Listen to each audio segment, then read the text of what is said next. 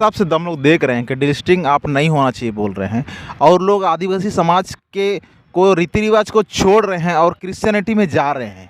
और देखा जाए तो अ, आदिवासी लोगों को डिलिस्टिंग से हानि क्या है और इसमें लाभ क्या है, ये आप थोड़ा चर्चा में लाइए।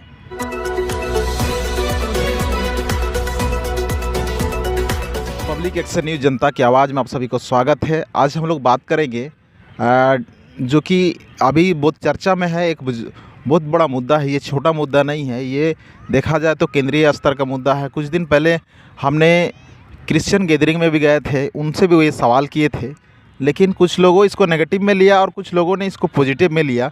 आगे हम एक सामाजिक व्यक्ति से बात करते हैं जो कि उनका परिचय हम लोग लेते हैं, काहे कि उनका लेने से बहुत अच्छा रहेगा। सर, आपका परिचय पहले बता दीजिए। मैं असित सिंह सरदार, आदिवासी भूमिज मुंडा महाल के कोऑर्डिनेटर हैं। बिल्कुल, हम लोगों ने परिचय ले लिया है, लेकिन उम्मीद है कि आप लोग ये वीडियो देख रहे हैं, ये न्यूज़ देख रहे हैं। न्यूज़ देखने से पहले आप लोग चैनल जो देख रहे हैं उनका बगल में सब्सक्राइब बटन लिखा हुआ, सब्सक्राइब जरूर करें, ताकि हम लोग अच्छा मुद्दा पे बात करेंगे और सभी आप लोगों के पास ये न्यूज़ आते रहेगा।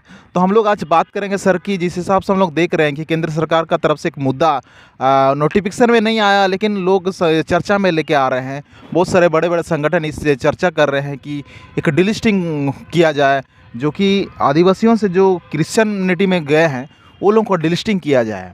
तो इस डिलिस्टिंग पे पहले तो प्रकाश डालिएगा, उसके बाद हम कई सवाल आपसे करेंगे। सबसे बड़ी बात है, ये डिलिस्टिंग आखिर है क्या और क्यों किया जाए। हम सबसे पहले यहाँ आएंगे संविधान की बातों पर, क्योंकि हमारा देश संविधान से चलता है। और संविधान जब बना उस समय हमारे मारांग गाँव के जयपाल सिंह मुंडा जी, वो भी मिशन से जुड़े हुए थे और मिशन का सहायता से विदेश गए, पढ़ लिख के वापस आए। एनी होरो साहब, ये भी झारखंड आंदोलन में इनका बहुत बड़ी भूमिका रही है, वो भी मिशन से जुड़े हुए व्यक्ति थे। उस समय कभी भी ने धर्म को लेकर के या अब तक धर्म को लेकर के कभी भी मैंने डिलिस्टिंग की बातें नहीं हुई है। आदिवासी एक अलग नस्ल है, एक रेस है और आदिवासी वर्ण व्यवस्था से परे है।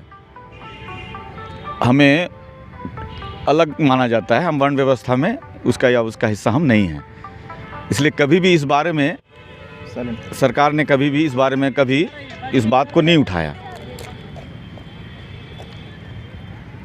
हाँ बिल्कुल, आगे बात करें। तो बात यह है, अब अचानक भाजपा सरकार आने के बाद इस मुद्दे को तुल दिया जा रहा है और ये भाजपा सरकार की बहुत बड़ी, जो उनका अंदर में उनके अपने निजी एक संविधान है, जिसके तहत वो चाहते हैं कि आदिवासी का हर तरह से सफाया हो जाए। आदिवासी नाम का किसी भी प्रकार का परिचय हमारा देश में ना हो, उसकी चर्चा ना हो, इस तरह की षड्यंत्र है। और इसमें देखा जाए तो डिलिस्टिंग का बातें जिस प्रकार किया जा रहा है, जिसमें कहा जा रहा है कि जो मतलब आदिवासी से क्रिश्चियनिटी बने हुए हैं उन लोगों का डिलिस्टिंग होगा, यानी कि देखा जाए तो डिलिस्टिंग उन लोगों का आरक्षण समाप्त हो जाएगा। इसी पे हम लोग बात कर रहे हैं। हाँ चलिए, ये और आपने ये कर दिए, फोकस कर दिए कि इसमें ज़्यादातर टारगेट जो है, लक्ष्य जो है वो क्रिश्चियनिटी को लेके किया जा रहा है। लेकिन यहाँ पे सबसे बड़ी बातें हैं, जो डिलिस्टिंग से पहले आदिवासी को अपना आइडेंटिफिकेशन नहीं दिया गया।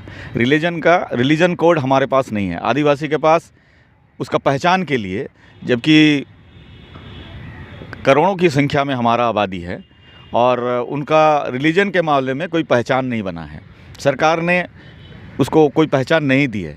तो आदिवासी लोग जहाँ जैसा सुविधा अपना हुआ है, अपना सुविधा के हिसाब से लोग क्रिश्चियन में कन्वर्ट हुए हैं। वो तो धर्म में गए हैं, लेकिन उसका जो नस्ल है वो तो आदिवासी की है, उसका जो जीन है। और ये लोकतंत्र देश है, यहाँ धर्म जो है स्वेच्छा से कोई भी आदमी किसी भी धर्म में जा सकते हैं, वहाँ कोई पाबंदी नहीं है। और धर्म के आधार पर रिलीजन की मैंने आरक्षण या रिजर्वेशन या इस तरह की डिलिस्टिंग का मतलब तो ही हुआ कि आदिवासी के नाम पर जो लोग लाभ ले रहे हैं, धर्मांतरण हुए हैं, उन्हें वंचित किया जाए। सरकार की जो चर्चा का विषय बन रहा है आम पब्लिक में, या सरकार की जो मोटिव है जो साफ झलक रहा है, वो चाहते हैं कि जो धर्मांतरण में खास करके जो क्रिश्चियनिटी है उसको वंचित किया जाए, उनको सुविधा से मुक्त किया जाए, जबकि ये गलत है। और हमने शुरू में ही कहा कि जयपाल सिंह जी मिशन का सहायता से विदेश गए, पढ़ लिख कर आए और यहाँ आदिवासी के उत्थान के लिए बहुत बड़ा योगदान उन्होंने दिए। तो कहने का मतलब ये है कि जब हमारे समाज के लोगों को कोई और नहीं देखा, तो मिशन के लोगों ने हमारे आदिवासी समुदाय के लिए बहुत ज़्यादा पूरे भारतवर्ष में हमारे लोगों को मुख्य धारा में लाने का काम किया। और दूसरी बात, लोकतंत्र में है, धर्म तो स्वतंत्रता की चीज़ है और वहाँ कोई बाध्यता नहीं है, तो इसलिए डिलिस्टिंग किसी धर्म के आधार पर ये बहुत बड़ा गलत बात है, ये नहीं होना चाहिए। जिस हिसाब से हम लोग देख रहे हैं कि डिलिस्टिंग आप नहीं होना चाहिए बोल रहे हैं, और लोग आदिवासी समाज के को रीति रिवाज को छोड़ रहे हैं और क्रिश्चियनिटी में जा रहे हैं, है ना, ये पहली बात है। और देखा जाए तो आदिवासी लोगों को डिलिस्टिंग से हानि क्या है और इसमें लाभ क्या है, ये आप थोड़ा चर्चा में लाइए। देखिए, डिलिस्टिंग लाभ और हानि की बात कहें, बिल्कुल बिल्कुल। आदिवासियों को इसमें क्या हानि है? आदिवासियों को इसमें फ़ायदा होना चाहिए कि हानि होगा? काहे कि डिलिस्टिंग वाले क्रिश्चियनिटी भी जो हुआ है वो आदिवासी को आरक्षण समाप्त कर दिया जाएगा, बाकी आदिवासी लोगों को फ़ायदा होगा कि हानि होगा?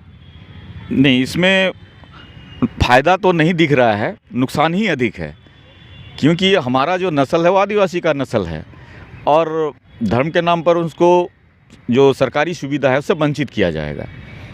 ये सरासर एक षड्यंत्र है। अभी हमारे लोगों को कॉलम ही नहीं है, धार्मिक कॉलम ही नहीं है। पहले तो सरकार को ये करना चाहिए, हमें अपना धार्मिक कॉलम दे दे, धार्मिक कॉलम देने के बाद एक समय दे दे, 5 साल या एक समय दे दे, उसके फिर उनको ये कहा जाए कि आदिवासी अपने मूल जो उनकी संस्कार संस्कृति है उस पर वापस जाए, अन्यथा उनमें डिलिस्टिंग किया जा सकता है। ये एक अच्छी बात हो सकती है, एक अच्छी पहल हो सकती है।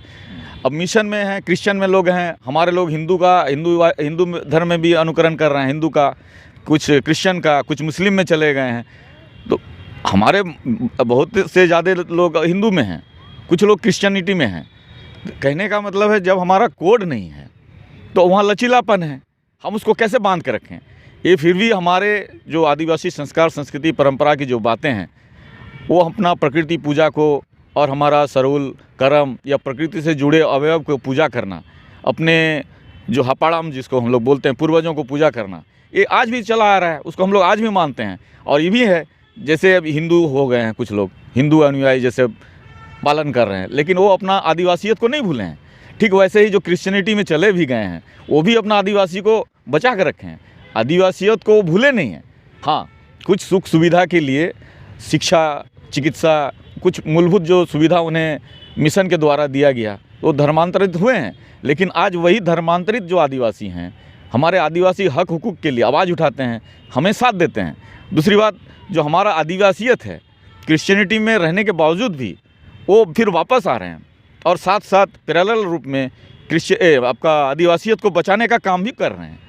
तो इस तरह से हम जब देख रहे हैं कि सरकार को चाहिए कि सबसे पहले हमें अपना धर्म कोड दे दे, उसके बाद डिलिस्टिंग की बातें करें। जिस हिसाब से हम लोग बात कर रहे हैं कि अभी हम लोग देख रहे हैं कि ये अगर मतलब क्रिश्चियनिटी जो हुए हैं अगर वो चले जाएं, मतलब इस प्रकार से आपको राजनीतिक में क्या हानि और लाभ का आपको करना पड़ेगा? देखिए, सबसे पहले जो हम लोग देख रहे हैं हमारी जनसंख्या पर इसका असर पड़ेगा। उनको डिलिस्टिंग करने का मतलब आदिवासी से उसको अलग कर दिया जाएगा। तो हमारा जो 5वीं अनुसूची का जो मैंने आधार बना है संख्या का, वो उससे फिर वहाँ से जुड़ा हुआ है आपका मुखिया से लेकर जनप्रतिनिधि चुनाव का, वो सभी वहाँ से मुक्त हो जाएंगे, वंचित हो जाएंगे, उनका वो अधिकार स्वतः ख़त्म हो जाएगा। हमें वो जनसंख्या के आधार पर जनप्रतिनिधित्व करने का 5वीं अनुसूची में वो हमें संविधान के हिसाब से अधिकार मिला है, प्राप्त है। तो उसमें सबसे बड़ा चोट पहुंचाएंगे डिलिस्टिंग होने के बाद, क्योंकि हमारे संख्या को, आबादी को किसी और में धर्मांतरित होने का मतलब हमारा संख्या घट जाएगा।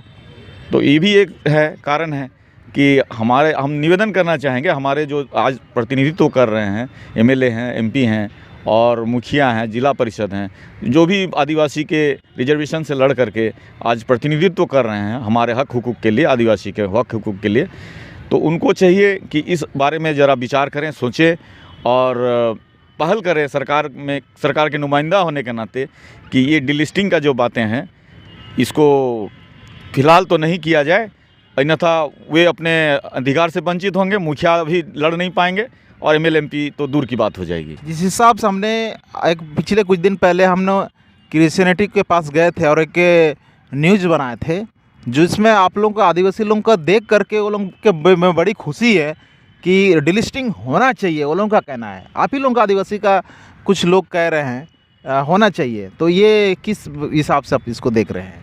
नहीं, इसमें खुशी होने की तो बात है नहीं। हमारे ही अंग हैं, हमारे 10-15 जितनी भी संख्याएं हैं, वो अगर हमसे हट जाते हैं तो हमें तो लाभ नहीं मिलेगा।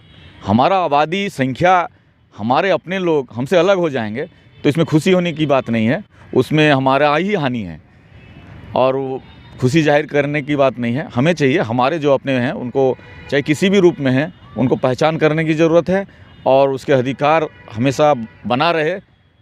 आदिवासी के नाम पर जो हमें मिला है, और आदिवासी को खैरात में नहीं मिला है। मरांग गांव के जयपाल सिंह जी ने पहले ही कहा था कि हमें आरक्षण नहीं चाहिए। उन्होंने सीधा सीधा कहा था हमें स्वायत्त शासन की आज़ादी हमें मिलना चाहिए, क्योंकि ये हमारा देश है, हम यहाँ के पहले निवासी हैं, हम आदिवासी हैं।